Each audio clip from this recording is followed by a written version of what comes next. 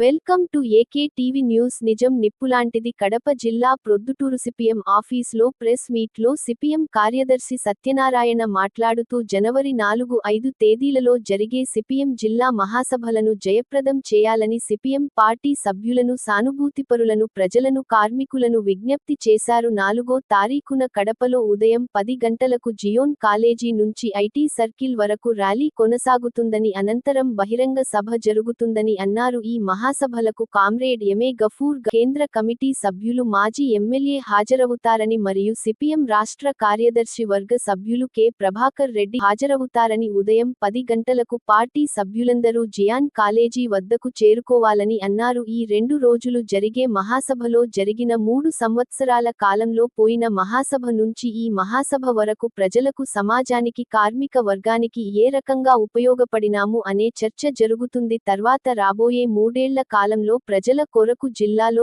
ఏ సమస్యలు తీసుకొని పనిచేయాలా అనే దానిపై చర్చ జరిపి, ముఖ్యంగా కడప జిల్లాలో స్టీల్ ప్లాంట్ మరియు కొప్పర్తి ఇండస్ట్రీ పాల కేంద్రము అటువంటి వాటిపై నిరంతరము ఆందోళన కార్యక్రమాలు కొనసాగుతాయని తెలిపారు. ఈ ప్రెస్ మీట్లో సిపిఎం నాయకులు చెన్నారెడ్డి, సుందరయ్య, నగర్ ఏరియా కార్యదర్శి పి శేఖర్, సిపిఎం పట్టణ కమిటీ సభ్యులు పి పకీరయ్య, ఎం బాబు పాల్గొన్నారు.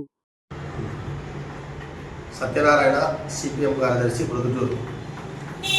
ఈరోజు రాష్ట్ర వ్యాప్తంగా సిపిఎం మహాసభలు జరుగుతూ ఉన్నాయి. దాంట్లో భాగంగా కడప జిల్లా మహాసభలు జనవరి 4-5, 2025 2 రోజుల పాటు సిపిఎం మహాసభలు కడపలో నిర్వహిస్తూ ఉన్నాము. ఈ మహాసభలకు పార్టీ సభ్యులు, సానుభూతిపరులు, ప్రజలు అందరూ పెద్ద ఎత్తున పాల్గొని జయప్రదం చేయాలని చెప్పేసి విజ్ఞప్తి చేస్తూ ఉన్నాము. ఎందుకంటే ఈ మహాసభల్లో జరిగిపోయిన 3 ఏళ్ల కాలం, అంటే పోయిన మహాసభ నుంచి ఈ మహాసభ వరకు ప్రజలకు, సమాజానికి, కార్మిక వర్గానికి ఏ రకంగా సిపిఎం పార్టీ ఉపయోగపడిందనే ఒక చర్చ ఈ మహాసభలో వస్తుంది.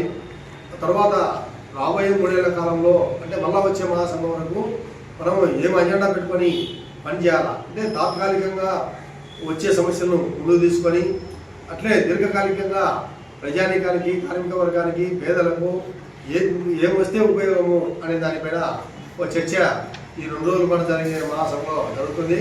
ముఖ్యంగా కడప జిల్లాలో స్టీల్ ప్లాంట్ అనేది గత ప్రభుత్వాలు పునాదులు వేయడం జరిగింది.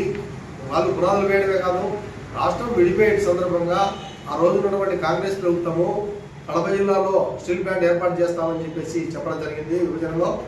దాన్ని బీజేపీ కూడా అమలు చేయాలని చెప్పేసి అడిగింది. అదే కాదు, రాష్ట్రానికి కూడా ప్రత్యేక హోదా కూడా 10 ఏళ్ళు కావాలని చెప్పేసి ఆ రోజు బీజేపీ చెప్పినటువంటి బీజేపీ ఈరోజు రాష్ట్రంలో విభజన హామీలను కట్టించుకునే పరిస్థితిలో బీజేపీ ఎక్కడ ఏకోశారం కనపడడం లేదు. మేము ఒకటే అడుగుతున్నాం, రాబోయే ఈ మహాసభ నుంచి రాబోయే మహాసభ వరకు దీన్ని పెద్ద ఎత్తున ఈ స్టీల్ ప్లాంట్ను ఆందోళన కార్యక్రమాలు ముందుకు తీసుకుపోతామని, రేపు రాష్ట్ర మహాసభల్లో కూడా దీన్ని చర్చకు పెట్టి, దీని అవసరమైతే ఆ రోజు విశాఖ స్టీల్ ప్లాంట్ కోసం ఎట్లా జరిగిందో ఈరోజు రాయలసీమ వైపు కూడా ఈ మన కడప జిల్లా స్టీల్ ప్లాంట్ కోసము ఆందోళన చేసేదానికి కూడా రేపు రాష్ట్ర మహాసభలు ఫిబ్రవరిలో జరిగే మహాసభలో కూడా చర్చకు పెడతామని చెప్పేసి కూడా ఈ సందర్భంగా జనాలను సమీకరించి కూటమి ప్రభుత్వం వ్యతిరేకత తీసుకొస్తామని చెప్పేసి కూడా సందర్భంగా చెప్పదలుచుకున్నాం. ఎందుకంటే ఈరోజు స్టీల్ ప్లాంట్ వస్తే కానీ ఎక్కడా వ్యాపారాలు లేవు. రియల్ ఎస్టేట్ కుప్పకూలిపోయింది, ఎక్కడా వ్యాపారాలు లేవు. అదే కాదు, టౌన్లో కూడా ఎక్కడ చూసినా చిన్న చిన్న వ్యాపారాలు కూడా ఈరోజు దెబ్బతిన్నటువంటి పరిస్థితి, ఎక్కడా వ్యాపారం జరగడం లేదని చెప్పేసి అందరూ కూడా బాధపడుతున్నటువంటి పరిస్థితి. ఈ పరిస్థితుల్లో ఆర్థికంగా ఆదుకోవడానికి ఒకటే మార్గం, స్టీల్ ప్లాంట్ కడప జిల్లాలో ఇవ్వడం తప్ప వేరే మార్గం లేదని చెప్పేసి. అదే కాదు, కొప్పర్తిలో ఇండస్ట్రీని కూడా దాన్ని కూడా ఆలోచించాలి ప్రభుత్వాలు. కాబట్టి ఈ 2 దాని మీద రాబోయే రోజుల్లో ప్రజలను సమీకరించి ఆందోళన చేస్తామని చెప్పేసి ఈ సందర్భంగా ఈ ప్రెస్ మీట్ ద్వారా తెలియజేస్తున్నాము. ఈ ప్రెస్ మీట్లో సిపిఎం నాయకులు శేఖరు, పక్కిరయ్య, బాబు, చెన్నారెడ్డి పాల్గొన్నారు.